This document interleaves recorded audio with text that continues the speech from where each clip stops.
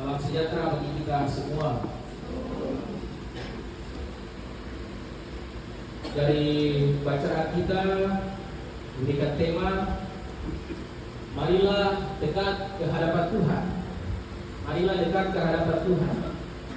Menpireke komi dio bolona buah. Menpireke komi dio bolona buah. Bapak Ibu Saudara-saudara, dari bacaan kita di Keluaran tadi, kita baca tadi itu dengan kata yang dimulai, maka bersungut-sungutlah. Maka bersungut-sungutlah.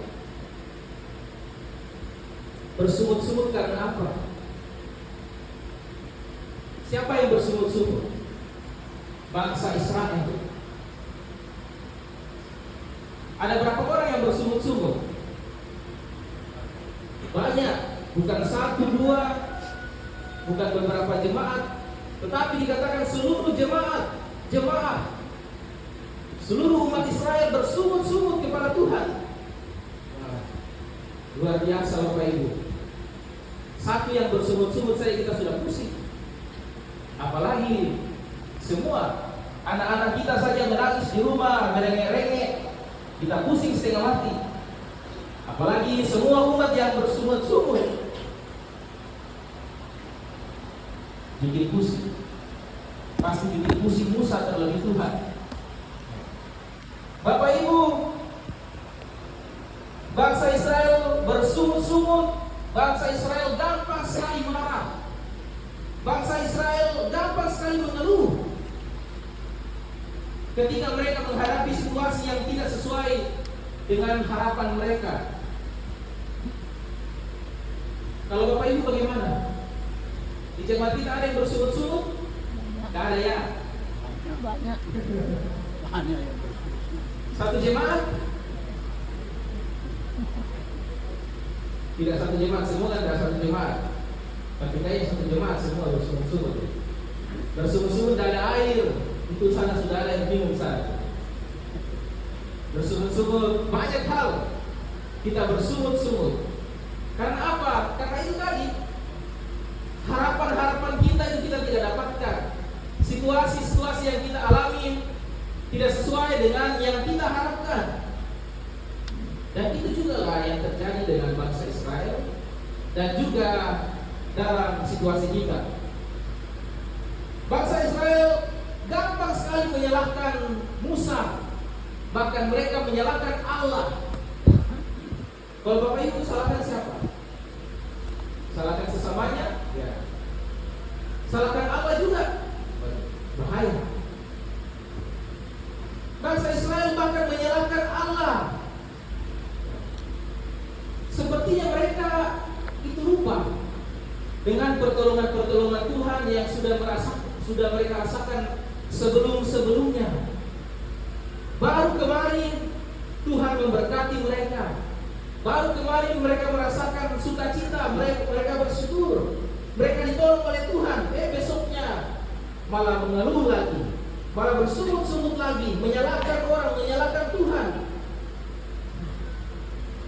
Bayangkan Bapak Ibu, kalau Bapak Ibu ada dalam situasi itu, Bapak Ibu menghadapi orang-orang demikian, bagaimana rasanya Bapak Ibu? Pusing. Itu tadi contoh seperti anak kita yang merengek-rengek. Pasti kita pusing, kita bahkan mungkin ya ada kasus-kasus yang sampai orang tuanya membunuh anaknya ya, karena pusing, karena tidak tahan, tidak kuat mendengar tangisan anaknya yang terus-menerus tidak berhenti. Seperti itu juga lah Musa dan pastinya juga Tuhan. Musa pusing, Musa putus asa menghadapi umat yang bersungut-sungut, yang merengek-rengek.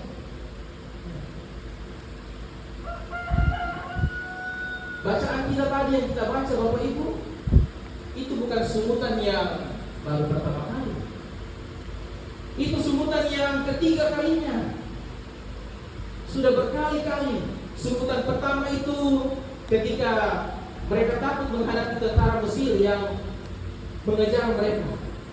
Ketika mereka baru keluar, Mereka bersungut-sungut, bagaimana ini Tuhan, bagaimana Musa, kita mati ini. Lalu yang kedua, mereka masih bersungut-sungut lagi. Tuhan sudah menyatakan pertolongan, mereka bersungut-sungut di marah.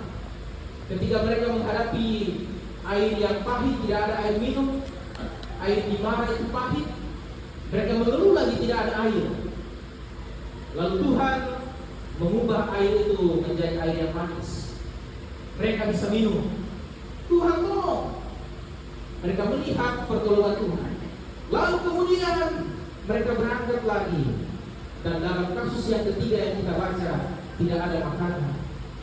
Mereka bersungut-sungut lagi, mengeluh lagi. Dan terus-menerus kalau kita baca ya, kisah bangsa Israel itu dari hari ke hari tiada henti, mengeluh, bersungut, protes kepada Tuhan. Kenapa bisa demikian, Bapak Ibu? Kenapa hal itu terus-menerus terjadi? Kenapa kita terus-menerus mengeluh atas kondisi kita yang kita tidak terima? Itu karena mereka sulit meninggalkan masa lalu mereka. Dalam konteks bangsa Israel, mereka sulit meninggalkan zona nyaman mereka.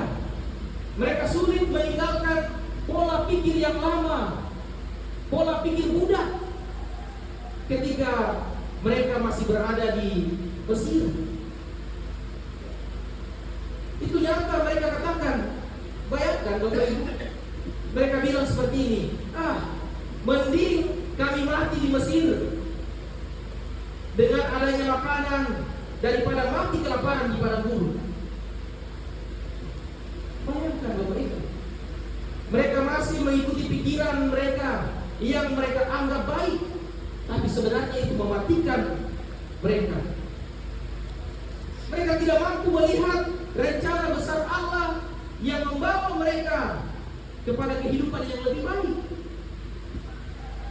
Bayangkan Bapak Ibu, mereka lebih memilih menjadi budak Firaun dibanding menjadi umat Allah. Itu hal yang bodoh, Bapak Ibu. Bagaimana kalau kita perasaan kita punya maksud baik kepada orang, tetapi orang salah paham? Sakitnya itu di mana? Sakitnya itu di situ. Itulah yang terjadi kepada Musa dan Allah. Kita bisa membayangkan betapa besarnya masalah yang dihadapi oleh Musa. Bukan satu kali, bukan dua kali, bukan tiga kali, tetapi berkali-kali itu terjadi. Tetapi berkali-kali juga pun Allah terus mengampuni, Allah terus memelihara dan menunjukkan kuasanya agar umatnya percaya. Seperti itu Allah. Dia mengerti, dia memahami keadaan umatnya yang masih belajar untuk percaya, masih belajar untuk beriman, sehingga Allah sabar. Bapak Ibu saudara-saudara, kalau kita berefleksi dari kejadian ini,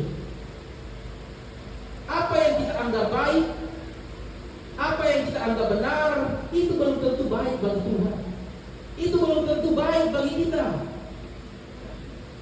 Terkadang Tuhan harus mengeluarkan kita dari zona nyaman, karena Tuhan tahu zona nyaman itu akan merusak kehidupan kita. Sehingga ada proses yang Tuhan izinkan terjadi supaya kita selamat dari zona nyaman itu, dari zona yang kita anggap baik padahal itu buruk. Tuhan melakukannya untuk menyelamatkan kita, meskipun zona nyaman itu pahit, zona nyaman itu sulit, tidak kita sukai, tetapi demi kebaikan kita, karena kita percaya Tuhan tahu yang menjadi hal yang baik bagi kita, Tuhan harus melakukannya. Tuhan tidak mau kita diperbudak dengan pikiran-pikiran lama kita. Pikiran-pikiran, orang bilang pikiran-pikiran kolonial, pikiran-pikiran yang menjajah. Sekarang itu zamannya milenial, zaman merdeka, bebas. Tuhan mau mengeluarkan kita dari situ, dari pikiran-pikiran yang memperbudak kita, yang kita masih anggap baik. Demi kebaikan kita, itu harus Tuhan lakukan supaya kita menjadi lebih baik. Jangan sampai ketika kita sudah sadari hal itu, kita terus-menerus mengeluh, kita terus-menerus menyalahkan Tuhan, meratapi kondisi kita. Kita merasa seperti orang yang sungguh-sungguh menderita, padahal biasa aja. Tuhan tahu yang terbaik bagi kita, sehingga kita perlu percaya bahwa Tuhan punya maksud yang baik, bahkan sangat baik, bahkan paling baik dari setiap rencana-rencana yang kita buat. Karena kita percaya kita ini adalah anak-anak Tuhan, kita ini adalah umat Tuhan, kita ini adalah keluarga Allah. Sehingga di dalam kelemahan kita, di dalam keterbatasan kita, Tuhan setia. Amin Bapak Ibu. Seperti itulah Tuhan. Dia selalu menuntun kita. Sehingga maksud dari semuanya itu Bapak Ibu adalah untuk menata ulang kehidupan kita. Kehidupan kita yang lama, yang tidak bagus, yang kita anggap baik, tetapi sebenarnya itu buruk.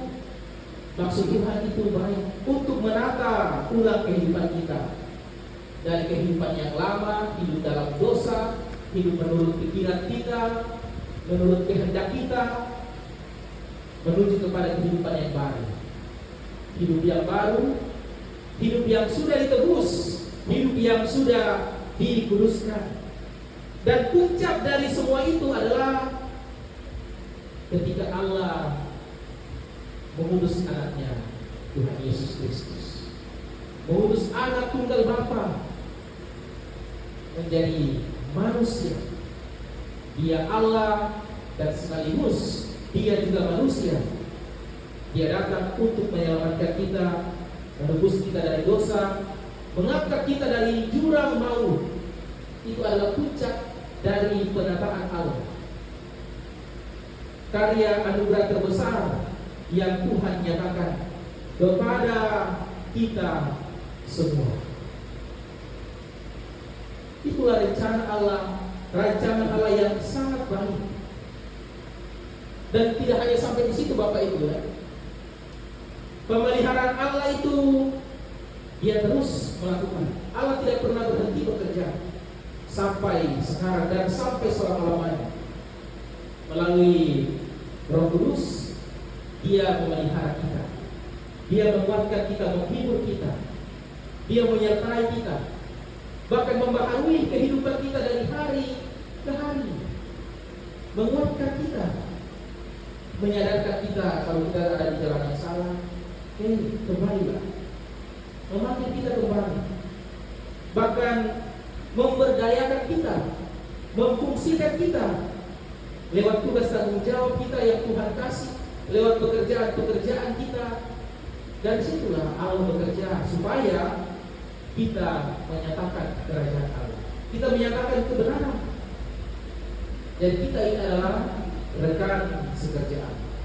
Kita adalah rekan sekerja Allah untuk mengisi dunia ini dengan hal-hal yang baik, menyatakan kebaikan, kebenaran, menyatakan kerajaan Allah. Sampai kapan? Sampai kita dipanggil Tuhan, atau bahkan sampai mungkin kita belum dipanggil Tuhan, Tuhan datang kembali. Sampai Tuhan datang kembali membaharui dunia ini. Itulah rencana Allah dalam kehidupan kita. Dan ketika saya dan Bapak Ibu sudah mengetahui tujuan Allah yang baik dan mulia itu, maka apa selanjutnya? Seperti yang dikisahkan dalam kitab Injil tadi, apa yang harus kita rubah. Yang harus kita rubah, yang harus saya dan Bapak Ibu rubah adalah motivasi kita mengikut Tuhan. Motivasi kita mengikut Tuhan itu harus berubah. Jangan ikut Tuhan supaya menjadi kaya. Jangan ikut Tuhan supaya penyakit-penyakit kita disembuhkan. Jangan ikut Tuhan menjadi orang Kristen, melayani Tuhan, jadi majelis penatuan yakin, jadi pelayan Tuhan supaya dihormati. Jangan sampai itu motivasi kita mengikut Tuhan. Itu bukan motivasi yang utama, Bapak Ibu. Kebanyakan orang Kristen seperti itu kan. Motivasi ikut Tuhan itu untuk itu. Sama saja kita memanipulasi Tuhan, memperalat Tuhan. Sama saja kita menyembah berhala. Apa bedanya kita dengan orang-orang di luar sana beragama? Kalau motivasi kita itu tidak benar. Kucing dan tikus itu sama-sama berlari, bukan? Sama-sama berlari ya. Tapi apakah tujuan mereka sama? Tidak. Kalau kucing berlari untuk apa? Untuk tangkap tikus karena lapar. Kalau tikus berlari untuk menyelamatkan diri dari kucing. Ya. Kita bisa saja sama-sama melayani, sama-sama duduk di gereja ini, sama-sama Kristen, tapi belum tentu tujuan kita itu sama. Maka kalau ada motivasi-motivasi kita yang tidak benar mengikut Tuhan, segeralah berubah dengan penuh kesadaran bahwa Allah itu Maha Tahu, Allah itu mengasihi kita, sehingga Dia tahu apa yang terbaik, sehingga motivasi kita harus berubah. Dalam Yohanes pasal 6 tadi ayat 26, orang-orang yang ikut Yesus itu untuk apa? Mereka ikut Yesus hanya untuk makan, dan Tuhan Yesus menegur keras mereka. Nah, tosok matahari itu tahu, kalian ikut saya itu bukan karena percaya lewat tanda-tanda yang saya lakukan, mujizat-mujizat yang saya lakukan, tapi karena makanan, karena untuk memenuhi kebutuhan perut kalian. Kalian ikut saya bukan karena percaya. Itu kenyataan, Bapak Ibu. Sampai hari ini banyak yang seperti itu. Hal-hal jasmani itu semua yang tadi dikatakan, hal-hal duniawi, kita percaya itu semua Tuhan bisa kasih, Bapak Ibu. Tuhan bisa kasih. Kita percaya bahwa tidak ada yang mustahil bagi Tuhan. Kita percaya Dia bisa kasih kita semuanya itu. Tetapi itu bukan motivasi utama untuk mengikuti Tuhan Yesus. Motivasi utama kita mengikuti Yesus yaitu karena kesadaran kita bahwa kita hidup tanpa Kristus. Kita hidup tanpa Tuhan. Hidup kita tidak ada artinya apa-apa. Jadi mau tidak mau, setiap orang seluruh dunia jika ingin selamat harus percaya kepada Tuhan Yesus. Mau tidak mau, semua harus percaya Tuhan Yesus untuk memperoleh keselamatan dan taat pada perintah. Dan sekali lagi, motivasi utama kita yaitu karena anugerah Allah, anugerah keselamatan yang telah cuma-cuma diberikan kepada kita. Itulah yang menjadi motivasi kita untuk mengikuti Tuhan Yesus, bukan yang lain. Sehingga Bapak Ibu, perubahan ketika motivasi kita benar-benar sudah kita jalani, perubahan akan terlihat lewat cara hidup kita sehari-hari.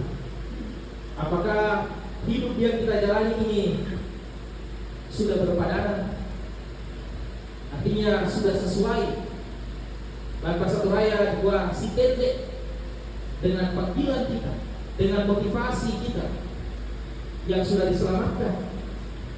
Dan itu terlihat seperti yang dikatakan oleh Rasul Paulus dalam bacaan di Efesus. Dan dikatakan bahwa hendaklah kita selalu rendah hati. Sudahkah Bapak Ibu rendah hati?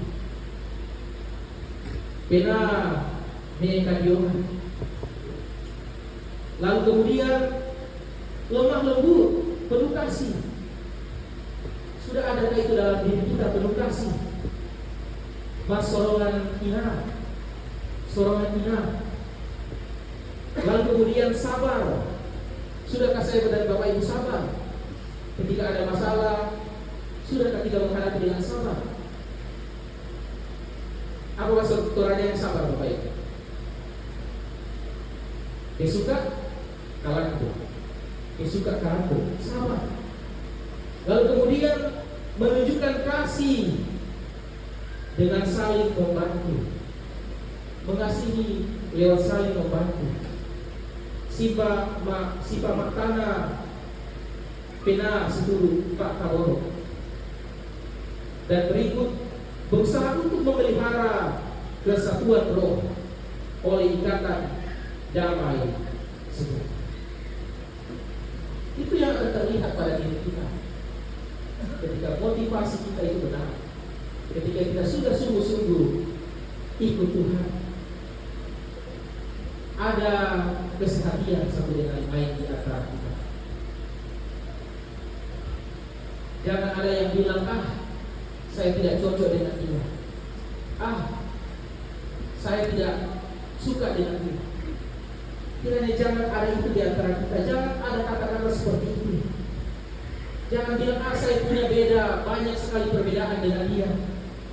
Saya dengan dia itu seperti langit dan bumi. Kiranya jangan ada hal seperti itu. Jangan sampai kita moto-moto bahwa saya itu pokoknya tidak cocok dengan dia, tidak mau saya berdamai dengan dia. Sekiranya jangan ada hal itu di antara kita. Tapi kalau kita lihat Bapak Ibu, betulkah saya dan Bapak Ibu dengan yang lain itu tidak cocok? Firman Tuhan katakan apa? Kalau kita baca tadi, banyak sekali Rasul Paulus uraikan bahwa kalau kita ini sudah percaya, kita ini sudah sama-sama di dalam Kristus, kita punya banyak kesamaan Bapak Ibu. Kalau kita baca tadi di Efesus ayat 4 sampai ayat 6, dikatakan apa? Kita itu punya persamaan, kita itu satu tubuh. Satu tubuh. Yang kedua, kita satu roh. Satu roh. Yang ketiga, kita satu pengharapan. Yang keempat, kita satu Tuhan.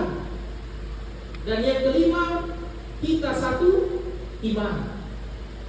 Lalu yang keenam, kita satu baptisan. Yang ketujuh, kita satu Allah Bapa. Jadi kita punya berapa persamaan Bapak Ibu? Berapa? 7. Bukan 1, bukan 2, bukan 3, tetapi 7. 7 itu angka yang sempurna. Jadi ketika kita ada dalam Kristus, kita satu. Tidak ada lagi perbedaan di antara kita. Dan kita punya 7 persamaan. Dan inilah yang menyatukan kita orang percaya sebagai keluarga Allah, sebagai satu tubuh. Dan ini bisa terjalin, bisa terjadi ketika saya dan Bapak Ibu mau merespon panggilan Tuhan itu. Tuhan memanggil kita Bapak Ibu, memanggil saya dan Bapak Ibu untuk dekat kepada Dia. Mungkin saat ini ada yang merasa jauh daripada Tuhan, tapi saat ini dari firman Tuhan yang kita dengarkan, Tuhan memanggil kita untuk kembali mendekat kepada Dia. Jadi Bapak Ibu, apa respon kita? Apakah saya dan Bapak Ibu mau menyambut, mau menjawab panggilan Tuhan itu?